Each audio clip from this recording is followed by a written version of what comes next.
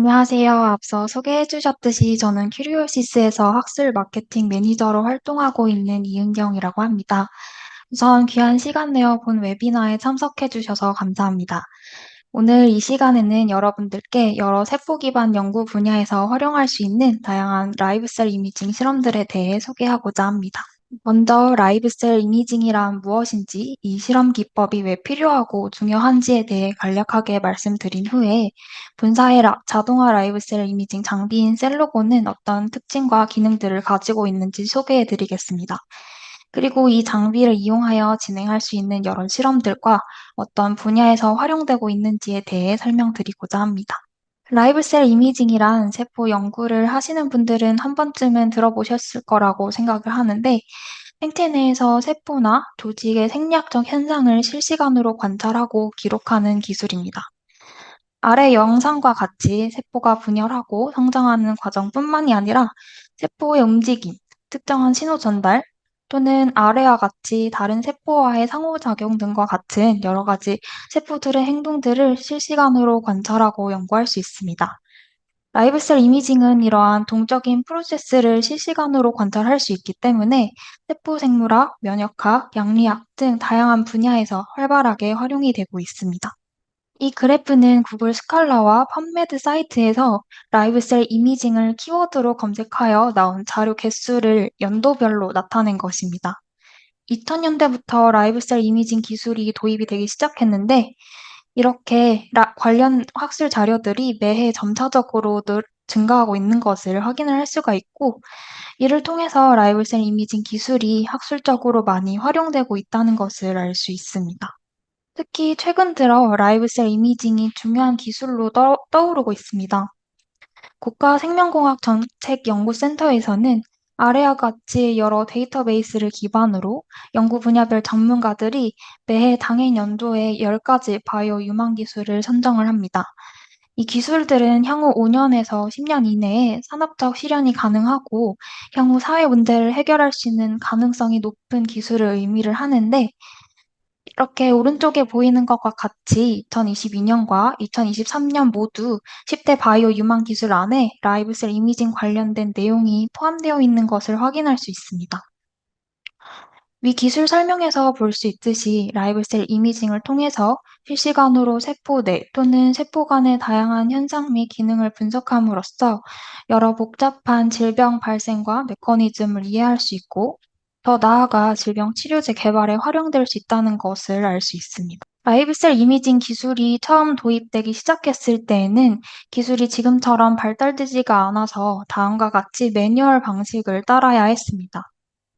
이러한 방식은 일정 시간마다 실험자가 직접 인큐베이터에서 세포를 꺼내서 현미경으로 관찰해서 결과를 얻고 다시 인큐베이터에 집어넣는 이러한 과정을 반복하면서 진행이 되기 때문에 실험자들의 노동력이 필수적으로 요구되는 것은 물론이고, 같은 실험을 하더라도 실험자마다 결과 차이가 크게 생기는 경우가 많습니다. 또한 반복적으로 세포를 인큐베이터 밖으로 꺼내고 안으로 넣고 하는 이러한 과정에서 세포 배양 환경이 일정하게 유지가 되지 않고 세포가 오염이 되는 문제도 많이 발생했습니다. 이러한 문제점들을 보완을 하고자 최근 들어서 자동화 라이브셀 이미징 장비가 많이 개발되기 시작했습니다. 대부분 라이브셀 이미징 장비는 타임랩스 이미징 기능이 있어서 자동으로 이미지 촬영이 가능하며 사람 간의 편차 없이 항상 동일한 실험 결과를 얻을 수가 있습니다. 또한 세포 배양 환경을 조절할 수 있는 시스템이 같이 있거나, 또는 위에 보시는 이미지와 같이 장비 자체를 인큐베이터 안에 직접 넣고 사용 가능하기 때문에 세포 오염 위험 없이 안정한 배양 조건에서 실험이 가능합니다. 이러한 자동화 라이브셀 이미징 장비를 사용했을 때 실험적인 측면에서 어떠한 이점이 있는지 약물 독성 평가로 예를 들어보겠습니다. 보통 약물에 대한 독성 평가를 진행을 할 때 포르마잔이라는 화합물을 이용한 MTT 또는 MTS 어세이를 많이 사용을 하는데, 이는 약물 처리 후에 특정 시간 이후 화합물을 처리를 하여서 아래와 같이 셀 바이어빌리티를 측정하게 됩니다. 이러한 엔드포인트 실험에서는 단순히 하나의 동일한 시간대에서의 셀 바이어빌리티 정도만 확인이 가능합니다. 물론 여러 타임 포인트를 지정하여서 실험을 할 수는 있지만 각 시간대마다 샘플을 준비를 해야 되기 때문에 만약에 여러 농도로 여러 시간대에서의 바이어빌리티를 확인을 하려면 샘플 수가 그만큼 많아지게 되고 여러 가지 제약들이 발생을 하게 됩니다. 반면 자동화 라이브셀 이미징 장비를 활용하여서 약물 독성 테스트를 진행하게 되면 각 농도별로 여러 타임 포인트를 설정을 하여서 이미지 촬영을 할 수가 있기 때문에 여기 보시는 영상처럼 약물에 의한 세포 양상을 육안으로 확인할 수 있을 뿐만이 아니라 이렇게 촬영된 이미지들을 분석하여서 각 농도마다 시간대별로 정량화된 셀 바이어빌리티 값을 얻을 수가 있습니다. 저희 큐리오시스에는 셀로거라는 자동화 라이브 셀 이미징 장비가 있고 오른쪽 그림과 같이 네 가지 라인업으로 구성되어 있습니다. 컴팩트한 디자인과 효율적으로 라이브 셀 이미징을 할 수 있는 특징이 있어서 아래와 같이 여러 품질 인증과 제품 디자인 인증을 받았습니다. 셀로거 시리즈 제품의 가장 큰 특징 중에 하나는 이 장비 자체를 인큐베이터 안에 넣고 밖에 있는 모니터와 연결을 하여서 실시간으로 세포를 관찰할 수 있다는 것입니다. 따라서 외부 환경에 영향을 받지 않고 안정한 배양 환경에서 실험을 수행할 수가 있습니다.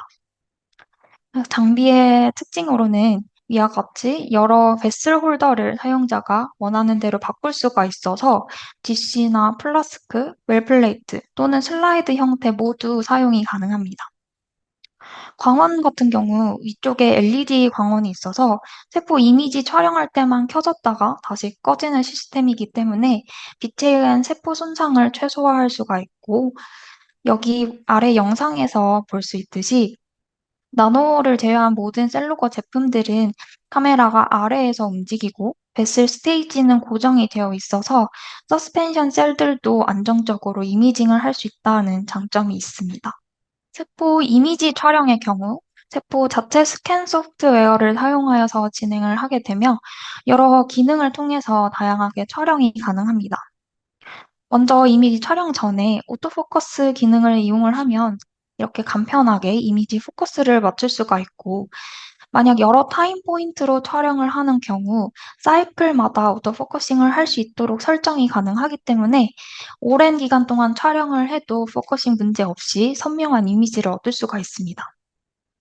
입체적인 3D 형태의 세포를 찍을 때에는 Z축 기준으로 여러 장 촬영을 할 수도 있고, 만약에 여러 곳을 한 번에 확인하고 싶다면 원하는 포인트를 여러 개 설정하여서 동시에 확인할 수도 있습니다. 앞서 언급했듯이 시간별로 확인하고 싶을 때에는 여기 보시는 것처럼 타임 스케줄을 설정하여서 타임랩스로 촬영이 가능하고 여기 아래 영상에서 보시는 것처럼 빠른 시간 내에 변하는 세포나 또는 생물체 등을 확인할 때에는 프리뷰 리코드 기능을 통해서 이미지가 아닌 실시간 영상으로 데이터를 얻을 수도 있습니다. 또 이미지 촬영이 끝난 후에 셀러거 자체 분석 프로그램을 통해서 여러 방법으로 이미지를 분석할 수가 있습니다.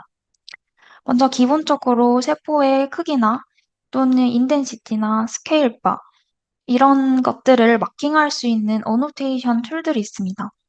이를 이용하여서 특정 세포 사이의 거리를 측정한다거나 혹은 오른쪽과 같이 약물 처리 농도에 따른 이 스페로이드 사이즈를 측정하는 도구로서도 사용이 가능합니다.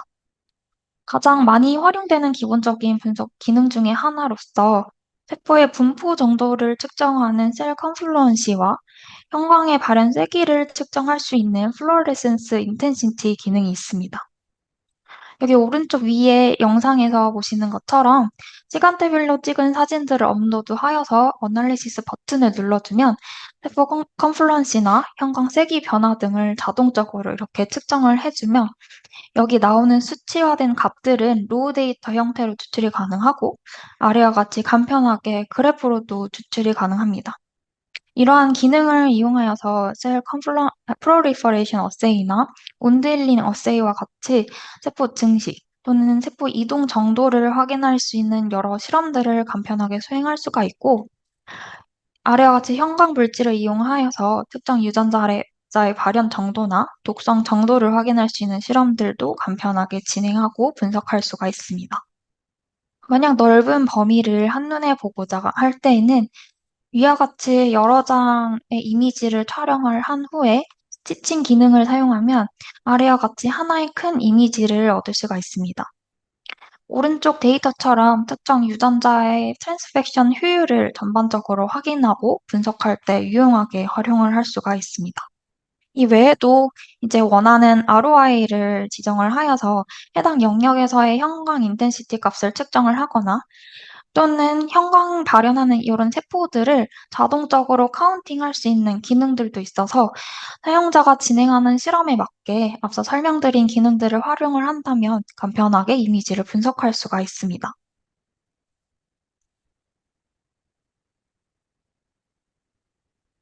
앞서 설명드린 셀로거의 여러 특징 및 기능들을 이용을 해서 다양한 분야에서 세포의 움직임이나 세포 분열 또는 세포 간 또는 외부 물질 간의 상호작용을 확인할 수 있는 실험들을 수행할 수가 있습니다. 여기 적혀져 있는 어플리케이션들은 셀로거를 이용하여서 진행할 수 있는 대표적인 어플리케이션이며 오늘은 이 중에서 세 가지 분야. 첫 번째로는 셀 마이그레이션, 다음에는 셀 데스, 그리고 셀 디비전에서 활용할 수 있는 라이브 셀 이미징 실험들에 대해 설명을 드리고자 합니다. 먼저 온두힐링 어세이의 경우 보통 외부 자극이나 약물 또는 특정 유전자에 의한 세포의 마이그레이션 정도를 확인할 수 있는 대표적인 실험으로서 위 그림과 같이 세포가 배양된 플라스크 표면에 스크래치를 만든 후에 일정 시간 동안 세포가 어느 정도 이동하였는지를 측정을 합니다. 오른쪽에 보이는 영상은 네 가지 세포주에서의 온두힐링 정도를 셀로거 장비로 비교한 결과입니다.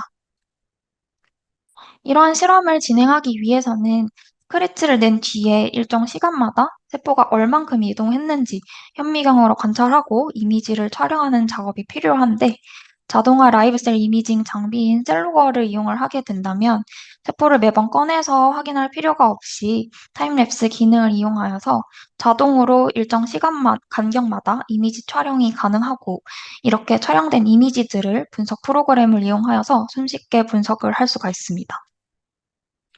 아래의 자료는 2022년 논문에 게재된 데이터로서 캔서 어소시에이티드 파이버블라스트인 카프의 E2 시그널링, 특히 CD147에 의해서 게스트릭 캔서셀 마이그레이션이 활성화된다는 것을 온두힐링 어세이를 통해 보여주었습니다. 왼쪽에 기재된 것과 같이 게스트릭 캔서셀인 NKN1 세포를 24웰 플레이트에 꽉 채워서 키운 후에 중앙에 스크래치를 낸 뒤 E2 시그널링이 억제된 캐프 실험, 그리고 레스큐 그룹에는 CD147을 추가로 처리한 후에 셀로거 장비로 48시간 동안 촬영을 진행하였습니다. 오른쪽 이미지에서 볼 수 있듯이 E2 시그널링이 억제된 카프 실험을 처리한 그룹에서는 컨트롤 그룹에 비해서 셀 마이그레이션 정도가 적은 것을 확인을 할 수가 있으며 레스큐 그룹인 CD147을 추가로 처리를 한 그룹 같은 경우는 컨트롤 그룹과 비슷한 정도로 셀 마이그레이션 정도가 회복이 된 것을 확인할 수가 있습니다. 이렇게 촬영된 이미지들을 셀로거 분석 프로그램에서 셀 컨플루언시 측정을 통해서 오른쪽 그림과 같이 셀 마이그레이션 정도를 간편하게 정량이 가능합니다. 이전에는 세포 독성 메커니즘이라고 하면 크게 네크로시스 또는 에이팝토시스로 나뉘었지만 최근 들어 연구가 많이 진행이 되면서 위 그림과 같이 여러 외부 또는 내부적인 요인들로 인해서 다양한 세포 사멸 경로로 나뉘어지고 있습니다. 예를 들어보자면 에이팝토시스 같은 경우에는 캐스페이즈나 백스와 같은 BCL2 계열 단백질들에 의해서 세포 사멸이 조절이 되는 반면에 피롭토시스 같은 경우는 염증성 세포 사멸 과정 중의 하나로서 이 인플라마좀에 의해서 게스터린 E가 활성화되면서 세포 사멸이 유도가 되는 메커니즘입니다. 이처럼 각각의 세포 사멸 메커니즘마다 관여하는 물질들이 다르고 오른쪽 그림과 같이 세포 사멸 중에 나타나는 셀 몰폴로지도 조금씩 차이가 있습니다. 따라서 이렇게 세포 독성 메커니즘 연구에 라이브셀 이미징 기술을 접목시킨다면 세포 사멸 과정이 발생하는 동안에 세포 내부 또는 주변 환경의 변화를 실시간으로 관찰할 수가 있으며 다양한 조건에서의 세포 사멸 경로 차이를 이해하는 데 큰 도움이 됩니다. 그중 가장 대표적인 에이파토시스 어세이를 셀로거 장비로 진행한 실험에 대해 소개를 해드리자면, 에이파토시스는 앞서 언급을 했듯이 캐스페이즈와 BCL2 단백질들에 의해 조절이 되는 세포 사멸 과정으로서 특히 암 발생 과정과 매우 밀접하게 연관이 되어 있기 때문에 새로운 항암제를 개발하는 과정 중에서 타겟 후보 물질의 독성을 확인하는 방법으로 많이 진행이 되고 있습니다. 보통 어이팍토시스 어세이를 수행을 할 때 대표적 마커인 언핵신 5를 타겟을 하여서 플로우 사이토메트리와 같은 엔드포인트 방법으로 많이 진행을 하고 있는데, 이 방법은 디텍션 하기 전에 세포를 픽싱하고 워싱하는 등의 여러 가지 과정이 필수적으로 요구가 되면 단순히 특정 시간에서의 에이팝토틱 셀 비율이 어느 정도인지만 확인이 가능합니다. 하지만 라이브셀 이미징 장비를 사용을 하여서 에이팝토시스 어세이를 수행을 하게 되면 이처럼 매우 간단한 스텝으로 에이팝토틱 셀 비율을 시간대별로 확인할 수 있을 뿐만이 아니라 세포가 수축하고 형태가 변하는 것까지 모두 관찰이 가능합니다. 이 실험에서는 캐스페이즈, 셀 이벤트 캐스페이즈 C7 그린 다이를 이용하여서 에이팝토시스 어세이를 진행을 했는데, 이 다이 같은 경우는 아래 이제 그림에서 볼 수 있듯이 그린 다이가 DVD 시퀀스와 붙어 있는 형태로서 에이팝토틱 세포에 처리를 하게 되면 활성화된 캐스페이스 37에 의해서 DVD 시퀀스가 잘리게 되고, 이렇게 떨어진 그린 다이가 핵 안으로 들어가서 DNA와 결합을 하게 되면 이제 녹색 형광을 띠게 되는 원리입니다. 그래서 이제 힐러 세포의 항암제 중 하나인 스타우로스포린과 동시에 이 그린 다이를 처리를 한 후 바로 셀로거 장비에 세팅을 하여서 30분 간격으로 15시간 동안 촬영을 진행을 하였습니다. 약물 처리 후에 이렇게 시간이 지남에 따라 점점 녹색 형광 세기가 증가하는 것을 확인을 할 수가 있고, 브라이트 필드 이미지에서 확인할 수 있듯이 이제 약물 처리한 후 시간이 지남에 따라 이런 식으로 세포의 형태가 변하는 것까지 또 확인이 가능합니다.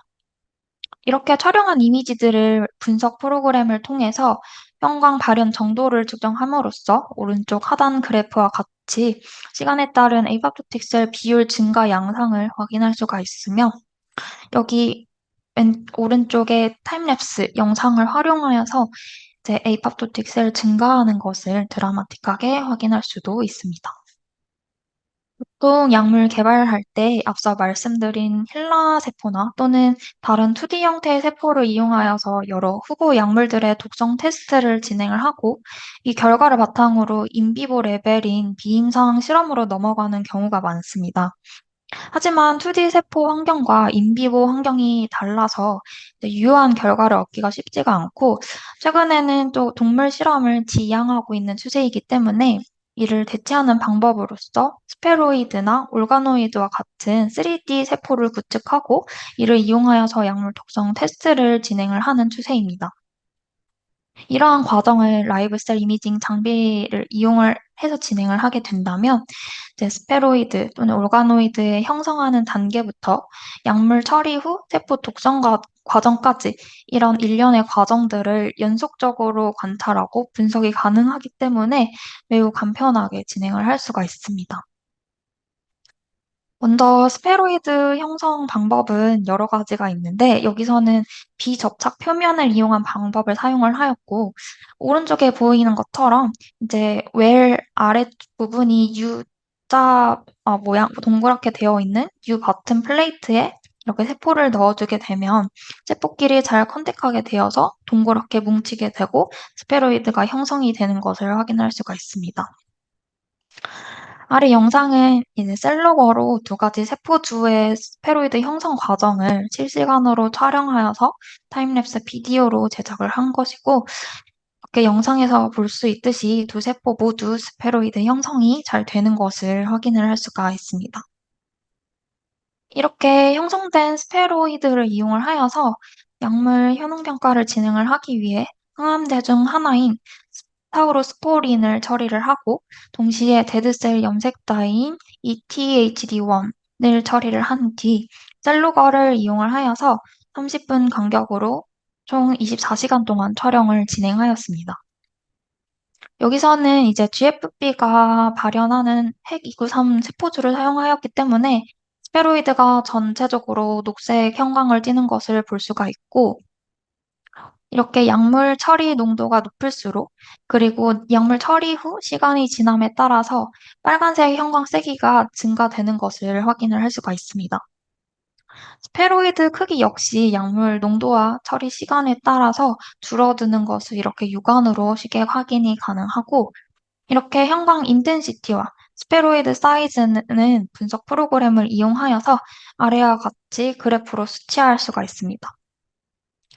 또한 이제 왼쪽 비디오에서 보시는 것처럼 타임랩스 비디오를 활용을 한다면 컨트롤 그룹과 약물 처리한 그룹 차이를 더욱더 극명하게 육안으로 확인을 할 수가 있습니다. 이 자료는 2021년 논문에 게재된 데이터로서 기존 소르페닙과 비슷한 효능을 가지면서 부작용이 덜한 치료제 후보 물질들의 효능을 스테로이드 형성 정도로 비교하여 진행한 결과입니다. 여기서는 이제 두 종류의 간암 세포주에 각각의 약물을 농도별로 처리를 한 후 48시간 뒤에 스테로이드 형성을 유도하여서 셀로거로 촬영을 진행하였습니다. 오른쪽 패널 A 이미지에서 확인할 수 있듯이 햅3B의 세포에서 두 가지 이제 후보 약물들이 기존 소레페닉과 비교했을 때 비슷한 정도로 스페로이드 형성이 역제되는 것을 확인을 할 수가 있고, 이렇게 형성된 스페로이드 개수를 카운팅하여서 아래와 같이 그래프로 수치화한다면 조금 더 정확하게 약물 간의 효능을 비교할 수가 있습니다. 마지막으로 세포 분열은 생물체의 성장, 발달, 조직 재생 및 유지 등 여러 방면에서 중요한 생물학적 프로세스로서 이 과정에 조금이라도 오류가 생기면 암과 같은 다양한 질병이 발생을 하게 됩니다. 따라서 왼쪽에 보이는 일러스트 그림처럼 세포 분열에 관여하는 여러 단백질들을 타겟하여서 항암제 개발이 활발하게 진행이 되고 있고, 이러한 항암제들의 효능을 평가할 때 라이브셀 이미징을 활용한다면 해당 약물이 세포 분열 과정에서 어떻게 작용하는지를 실시간으로 관찰하고 분석할 수가 있습니다. 이 실험의 경우 마이크로튜블의 폴리머라이제이션을 방해하는 약물인 노코다조를 처리를 하여서 마이토시스 어레스트를 보여주는 실험으로 H2B에 GFB가 태깅이 된 힐라셀라인을 사용을 하여서 진행을 하였습니다. 여기서 H2B의 경우는 여기 이미지에서 볼 수 있듯이 염색체의 구성 요소 중 하나인 히스톤 단백질로서 이제 아래와 같이 초록색으로 보이는 부분은 염색체라고 보시면 됩니다. 이 세포를 먼저 시딩을 한 후 다음 날에 녹고다조를 처리한 다음에 바로 셀로거에 세팅을 하여서 타임랩스로 촬영을 진행하였습니다. 오른쪽 이미지에서 보면 컨트롤 그룹 같은 경우는 세포가 정상적인 분열 과정을 거쳐서 두 개의 세포로 분리가 되는 것을 확인할 수 있는 반면에 노코다조를 처리한 그룹 같은 경우는 이제 염색체가 중앙으로 배열은 되나 옆으로 갈라지지 못해서 세포 분열이 억제가 되고 결국 세포가 죽는 것을 확인을 할 수가 있습니다. 왼쪽 아래 영상은 컨트롤과 약물 처리한 그룹을 각각 타임랩스 비디오로 제작을 한 것이고, 그 그룹의 차이를 영상을 통해 확인을 한다면 조금 더 드라마틱하게 확인을 할 수가 있습니다. 마지막으로 이 데이터 같은 경우는 액틴 필라멘트 형성을 방해하는 사이토칼라신 B 약물을 사용을 하여서 사이토카이네시스, 즉 세포질 분열이 억제되는 현상을 보여주는 실험입니다.